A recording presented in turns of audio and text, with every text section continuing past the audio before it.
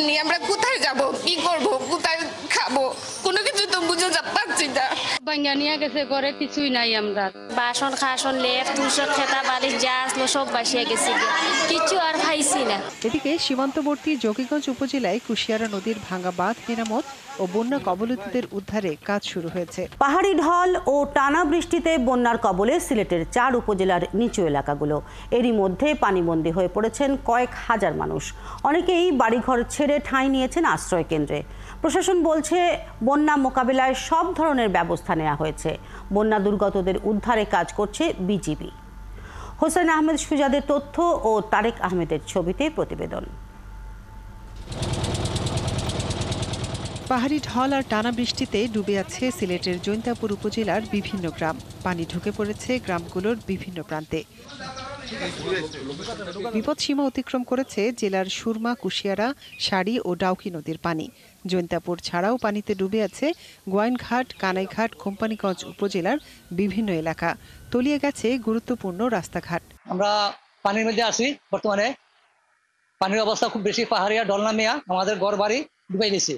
কাপড় চোপড় সব কিছু ওই ঘরে নষ্ট হইতেছে। আমরা যান বাঁচানোর জন্য এই ঘরে আছি। চেয়ারম্যান কো, মেম্বার কো, চৌকিদার কো, গ্রামের কোনো মানুষ সাহায্য লাগে পাইছেন। বন্যা দুর্গত 4টি উপজেলায় স্থানীয়দের উদ্ধারে কাজ শুরু করেছে বিজিবি। তাদের আনা হচ্ছে বিভিন্ন আশ্রয় কেন্দ্রে। তবে সব হারিয়ে দুর্ভোগে পড়েছেন বন্যা দুর্গতরা। এই ছোট ছেলেমেয়েদের নিয়ে আমরা কোথায় যাব, কি করব, কোথায় খাবো, কোনো কিছু তো বুঝে পাচ্ছি না। বাঙ্গা নিয়ে গেছে, ঘরে কিছুই নাই। আমরা বাসন খাসন লেপ তুলসর খেতা বালিশ যা আসলো সব বাসিয়ে গেছি, কিছু আর খাইছি না। এদিকে সীমান্তবর্তী জকিগঞ্জ উপজেলায় কুশিয়ারা নদীর ভাঙা বাঁধ মেরামত ও বন্যা কবলিতদের উদ্ধারে কাজ শুরু হয়েছে। বিজিবি জানিয়েছে বন্যা শেষ না হওয়া পর্যন্ত কার্যক্রম চলবে। তো 150 থেকে 200 মানুষকে আমরা উদ্ধার করেছি। এখনো অনেক উদ্ধার অভিযান, অনেকে হয়তো বাড়ি ছেড়ে আসতে চাচ্ছে না। তো আমরা এই অভিযানটা আমরা কন্টিনিউ করব। আমরা ইনফ্যাক্ট কন্টিনিউ করছি। যারা যারা আসতে চাচ্ছে তাদেরকে আমরা নিয়ে আসছি। পানি উন্নয়ন বোর্ডের নির্বাহী প্রকৌশলী জানিয়েছেন সুরমা, কুশিয়ারা সহ সব নদীর পানি বিভিন্ন পয়েন্টে বিপদ সীমার উপর দিয়ে বইছে। ভারতের মেঘালয়ে বৃষ্টি না থামলে পানি কমার সম্ভাবনা নেই। কুশিয়ারা নদীর অমলশীদ নামক পয়েন্টে প্রায় বিপদসীমার 2 মিটার উপর দিয়ে পানি প্রবাহিত হচ্ছে এবং সুরমা নদীর কানাইঘাট পয়েন্টে বিপদসীমার প্রায় 2 মিটার উপর দিয়ে পানি প্রবাহিত হচ্ছে। সারি নদীতে বিপদসীমার 1 মিটার উপর দিয়ে পানি প্রবাহিত হচ্ছে।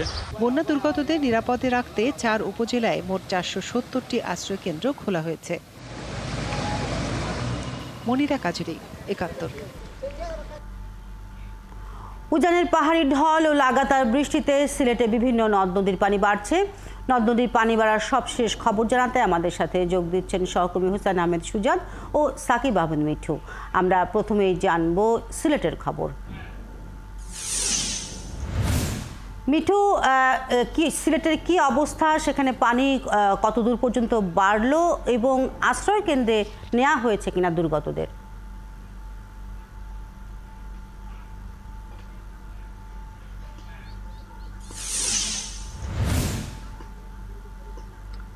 ধন্যবাদ শিল্পী।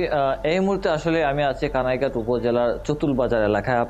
এই মুহূর্তে আমি আপনাকে দেখাতে চাই যে কিছুটা আসলে বাড়িঘর থেকে পানি নামতে শুরু করেছে, তবে একদম নদীবর্তী যে গ্রামগুলো আছে সেগুলো এখনো পানির নিচে আছে। প্রশাসন, উপজেলা প্রশাসন তারা চেষ্টা করছেন যে আসলে আশ্রয় কেন্দ্রে কিছু কিছু মানুষ হয়তো তাদের বাড়িতে রয়ে গেছেন, কারণ হচ্ছে তাদের যে মূল্যবান জিনিসপত্র আছে সেগুলো হয়তো তারা রেখে আসতে চাচ্ছেন না।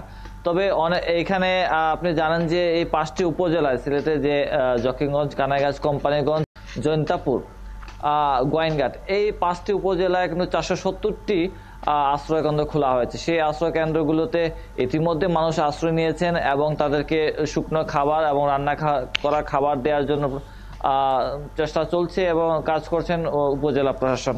আমি আপনাদেরকে জানিয়ে রাখি যে ইতিমধ্যে প্রতিটি উপজেলায় 15 টন করে চাল এবং 1000 বস্তা শুকনো খাবার বরাদ্দ করা হয়েছে উপজেলা প্রশাসন থেকে এবং 131টি মেডিকেল টিম তৈরি করা হয়েছে, যারা এই যে বন্যা ক্ষতিগ্রস্ত হয়েছেন তাদেরকে স্বাস্থ্য সুরক্ষার জন্য চিকিৎসা সেবা দেওয়া হবে। আপনাকে জানিয়ে রাখি, শুধু এই বিষয়টা হচ্ছে বর্তমান পরিস্থিতিকে সামাল দেওয়ার জন্য, যাদের বাড়িঘর একদমই চলে গেছে তাদেরকে পুনর্বাসন করা খুবই জরুরি। আমরা উপজেলা প্রশাসনের কাছ থেকে কথা বলেছিলাম, তারা বলেছেন যদি দ্রুত সময়ের মধ্যে যদি ঊর্ধ্বতন কর্মকর্তা বা ঊর্ধ্বতম প্রতিষ্ঠান যদি তাদেরকে সহযোগিতা করেন, তাহলে যাদের বন্যা ক্ষতিগ্রস্ত হচ্ছেন তাদেরকে আসলে দ্রুততমের মধ্যে পুনর্বাসন করা যাবে। শিল্পী, আপনি থাকবেন সাথেই, আমরা জানবো সিলেটের আরও খবর। রয়েছেন আমাদের আরেক সহকর্মী সুজাত। আমরা শুনছিলাম মিঠুর কথা, আপনি ঠিক এই মুহূর্তে কোন এলাকায় রয়েছেন? সেখানে নদ নদীর পানি বাড়ার কি অবস্থা দেখছেন? বন্যার সংখ্যা কতটুকু বলছে কর্তৃপক্ষ, এবং এ পর্যন্ত কোন কোন এলাকায় পানি ঢুকেছে? দেখুন শিল্পী, 2022 সালে যেমন সিলেট শহরের ভিতরে পানি প্রবেশ করেছিল এবং পুরো সিলেট শহর পানিতে নিমজ্জিত হয়েছিল, সেটার পুনরাবৃত্তি হয়তো ঘটতে শুরু করেছে। এবং আজকে কিন্তু সিলেটের কানাইঘাটে যদিও পানি বিপদসীমার উপরে কিছুটা কমেছে, তবে সিলেট শহরে পানি অনেকটা বেড়েছে, যার কারণে কিন্তু সিলেট শহরের বিভিন্ন এলাকায় ইতিমধ্যে প্লাবিত হওয়া শুরু হয়েছে। এই মুহূর্তে আছি আমি সিলেট নগরীর তালতলা এলাকায়, ফায়ার সার্ভিস স্টেশনের কাছে। পুরো ফায়ার সার্ভিস স্টেশন কিন্তু এই মুহূর্তে পানির নিচে তলিয়ে গেছে, যেটার চিত্রটা আপনি দেখতে পাচ্ছেন। এবং সময় যত যাচ্ছে ততই কিন্তু পানি বৃদ্ধি পাচ্ছে, এবং এই পানিগুলি কিন্তু নদী থেকে, অর্থাৎ সিলেট শহরে যে সুরমা নদী রয়েছে সেই সুরমা নদীর সাথে নগরীর যে বিভিন্ন ছড়া, খাল, ড্রেন রয়েছে সেগুলো দিয়ে কিন্তু ইতিমধ্যে শহরে প্রবেশ করা শুরু হয়েছে। সিলেটের এই তালতলা এলাকার এই ফায়ার সার্ভিস স্টেশন সহ বেশ কিছু এলাকা কিন্তু ইতিমধ্যে পানির তলে তলিয়ে গেছে, পানিতে তলিয়ে গেছে, এবং মানুষজনের কিন্তু দুর্ভোগটা বাড়ছে। ইতিমধ্যে এই তালতলা এলাকা ছাড়া সিলেট শহরের যে সকল নিচু এলাকা রয়েছে সেগুলো কিন্তু পানির নিচে নিমজ্জিত হতে যাচ্ছে। যদিও পানি উন্নয়ন বোর্ড আমাদেরকে কিছুক্ষণ আগে জানিয়েছে যে সিলেট শহরে সুরমা নদীর পানি বেড়েছে, তবে বিপদসীমার নিচে। যদি আজকে রাত্রের মধ্যে বা আজকে দিনের মধ্যে বিপদসীমা অতিক্রম করে, তাহলে কিন্তু সিলেট শহরের বেশ কিছু এলাকা কিন্তু পানির নিচে তলিয়ে যাবে।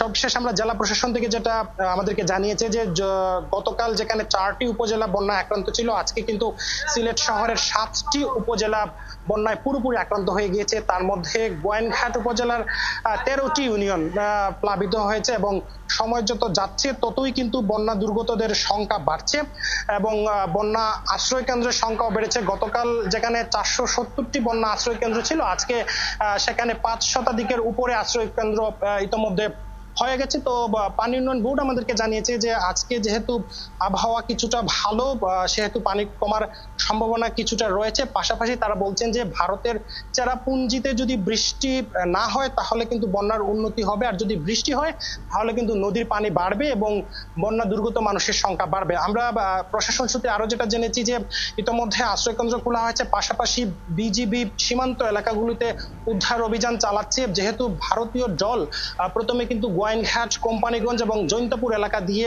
নেমে আসে, এবং সেই সব সীমান্ত এলাকার মানুষ কিন্তু সবচেয়ে বেশি ক্ষতিগ্রস্ত হন।